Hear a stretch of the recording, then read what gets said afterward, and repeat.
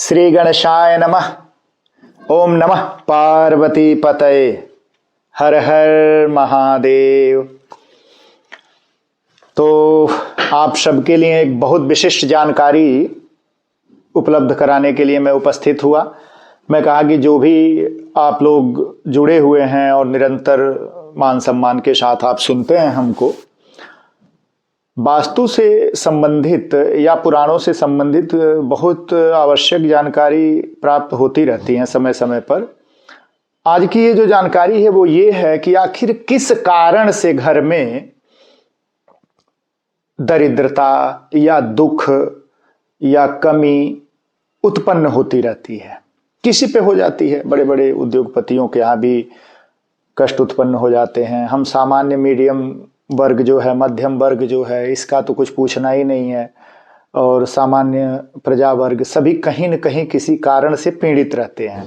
तो देखिए, कई बार आपके कार्य में बाधा या आर्थिक तंगी की वजह घर में ही छिपा रहता है। कई बार ये कारण घर के वजह से बनता है। तो आप ये ध्यान देंगे तो होता क्या है कि यथाशक्ति अगर आप इसको सुधारते हैं तो देखेंगे कि आपका कल्याण होने लग जाता है। तो अक्सर लोग अपनी समस्या लेकर हमसे पूछने आते रहते हैं। कई बार लोग आते हैं और देखा जाता है कि कुछ उनकी निजी गलतियों के कारण ही जो है रोग, व्याधि, शादी, विवाह, खर्चे, दुर्घटनाएं बढ़ती रहती हैं और बाधाएं उत्पन्न होती रहती हैं। तो आज हम कुछ सामान्य से उपाय बता रहे हैं, आप पालन करें तो काफी फर्क पड़ेगा आप सबको।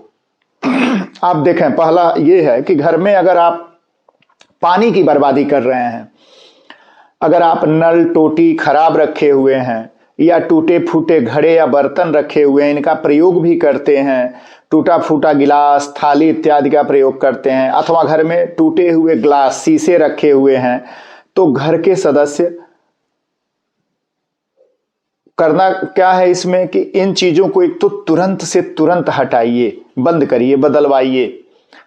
और दूसरा, घर के सदस्यों के लिए क्या है कि घर के सदस्य मुख्य दरवाजे पर ही जूता, चप्पल या गंदगी ला के रख देते हैं। खाए पिए कोई सामान निकाल के गेट पे दरवाजे पर ही फेंक दिए, ढेर सारा आए जूता चप्पल वहीं निकाल के रख दिए मुख्य दरवाजे पर, जो निकलने आने जाने का मुख्य दरवाजा आपके शोभा और संपत्ति और संपन्नता का कारण होता है।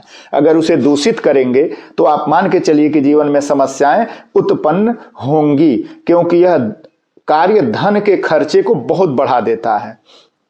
आप पहले सबसे पानी की बर्बादी पर अंकुश लगाएं, टूटे चीजों को घर से हटाएं और जो भी आमदनी है उसमें से कुछ अंश जरूरतमंद लोगों को या गायों पर खर्च जरूर करें, अगर आप चाहते हैं बहुत तेजी से सुधार। तो अगर पुरुष घर की महिला को या महिला कामकाजी है, सर्विस में है, तो सास ससुर को या पति को, पारिवारिक जनों का अपमान करती है, अथवा पुरुष पत्नी का या घर के श्रेष्ठ स्त्रियों का अपमान करता है, कलह कारण बनते रहते हैं, दिक्कतें रहती हैं, तो तत्काल प्रभाव से अपने को सुधारिए। धैर्यपूर्वक सुनिए मेरी बातों को और विश्वास पूर्वक इस कार्य को करिए, क्योंकि अगर आप नहीं सुधारते हैं तो आप देखेंगे कि आपको बहुत लंबी परेशानी में जाना पड़ेगा। घर में यथाशक्ति शांति बनाएं, महिला या पुरुष आपस में अच्छा व्यवहार करके रहें और नियमित रूप से गजेंद्र मोक्ष का या संकट नाशक गणेश स्तोत्र का पाठ करें।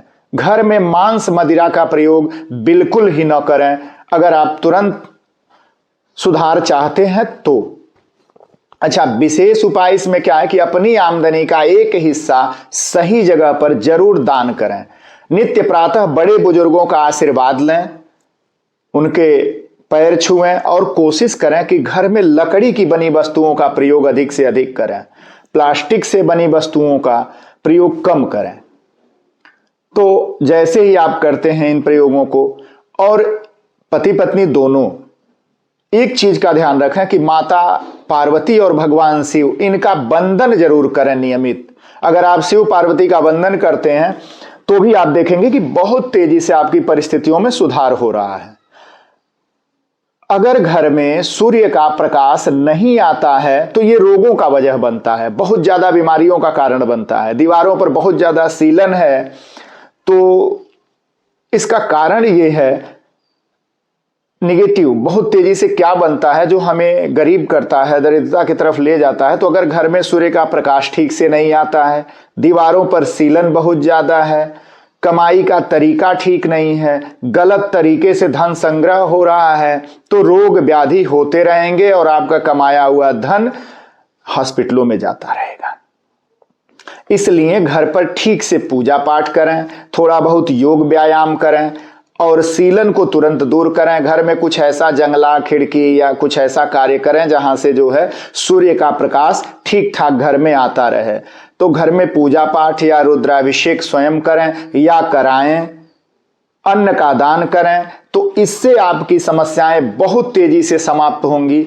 और इसमें से कुछ भी आप करके देख लीजिए कि आपको उसका लाभ मिलता है कि नहीं। मेरा विश्वास है कि जरूर उसका लाभ आपको मिलेगा और आप लोग जरूर करिए इसको। बहुत बहुत धन्यवाद आप सबको।